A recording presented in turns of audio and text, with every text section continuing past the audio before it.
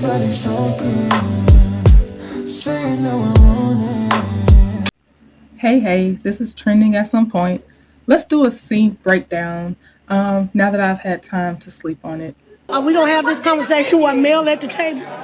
In the clip that OWN uploaded, they don't have the part where Nell was ha-haing and kikiing and enjoying the gossip. Right before this part where they start the preview clip, Nell is laughing, and it's a genuine humored laugh to me. If y'all watch the episode with her at that tea party, look at Mel's body language. She has a certain body language when she's uncomfortable. Her shoulders get super scrunched up, and it's going to happen again in this scene, but those shoulders were real relaxed when she was laughing before Mel came to the table. Talking about Martell is dating.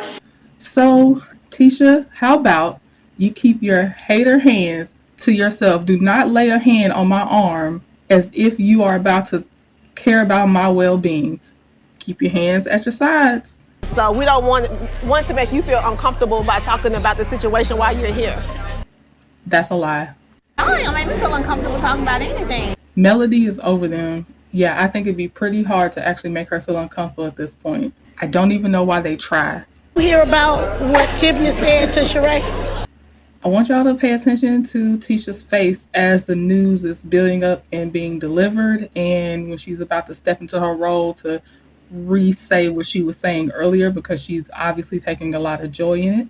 What do she think her good enough to keep Martell? I think in this moment, Melody is looking at Nell like, are you really about to do this? You're about to bring this up? And I also see disappointment, and I understand we will all project as an audience, so I'm only saying what I see. I know that may not be the truth. Vagina. That was a quick one, but y'all see how Nell's eyes are down at that plate because she can't look at Melody looking at her and say the words coming out of her mouth. Also, let me say, everything that I say is alleged and in my opinion and for entertainment purposes only. Everything I have said previously before that statement and everything I'm about to say. So in this part, I think I heard Kimmy say for real this time. So she said some words, but not enough. I do think that as much as Melody has been there for her, she needed to literally just explicitly say, y'all need to stop this conversation.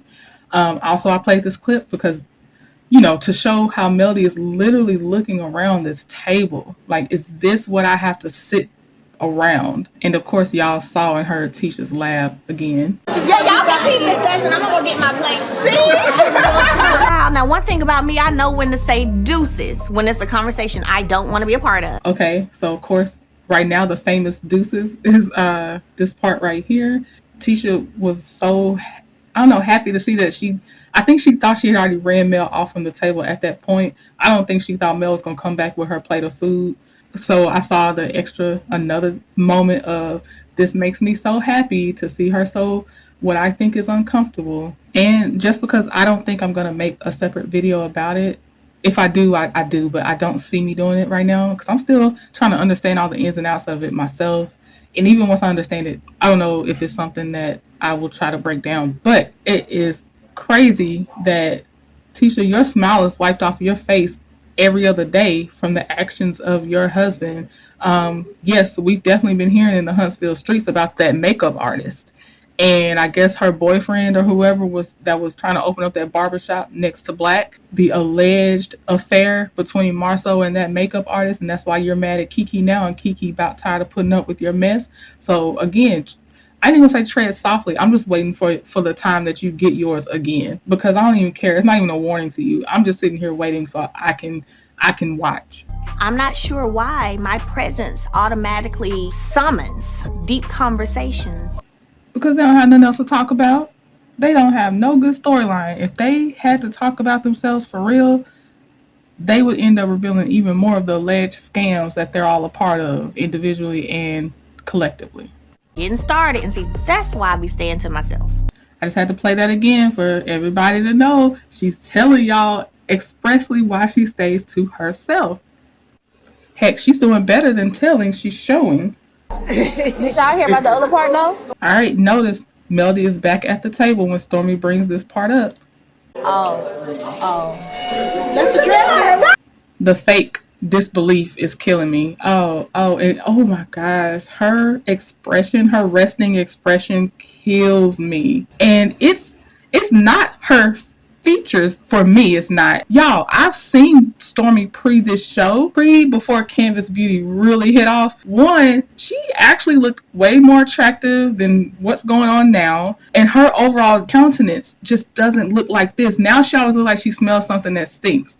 Always. But that's not how she did look. I went back and looked at some of her stuff because I'd be curious about people once they get on the show. So I feel like hatred, jealousy, envy has fueled this new, I'm gonna say countenance again, I guess, resting over her to where her face is scrunched up like this. You don't know Sheree.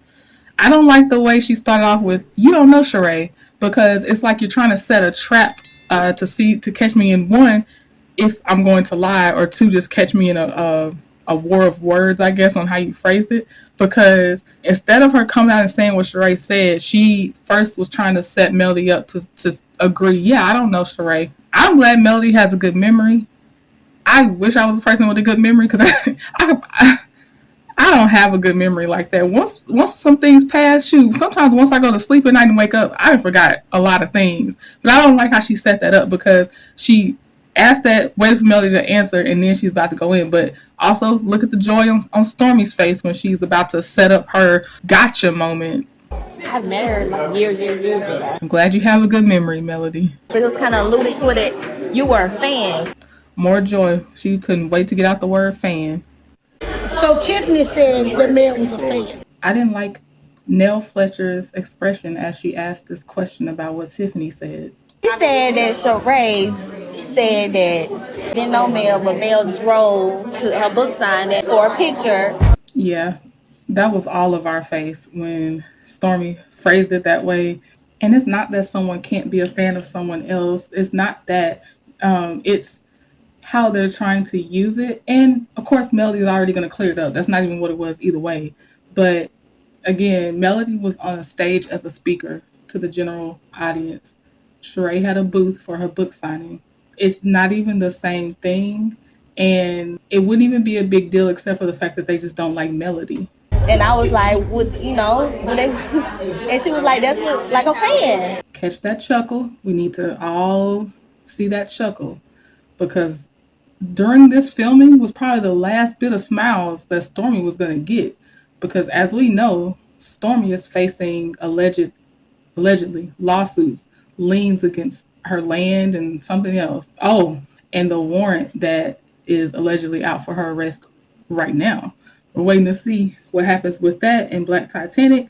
If you have not heard Black Titanic sing Bad Boys in alto and soprano, you're missing out. You got to go catch that.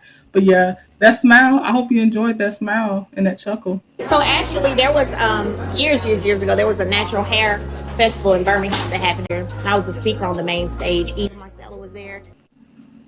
Melody didn't owe them anything, but of course she clears it up. She cleared it up in that time frame of filming, and then she cleared it up again on social media for us, like a couple days ago after the episode aired, or right before the episode aired, possibly this last episode.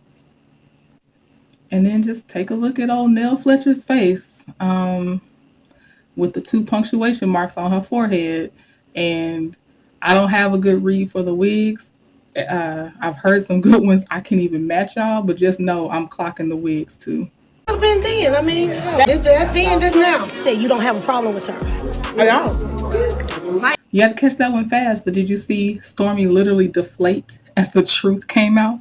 Issues don't lie with new people. My issues lie with one person. Catch Stormi and Courtney's faces together. Just look at them. Look at their faces. I could say some things, but y'all see them. You see it. The fact that she still has to tell them her issue is with basically Martell, but she won't, thankfully, she don't even say his name. Won't even give him that much, which good.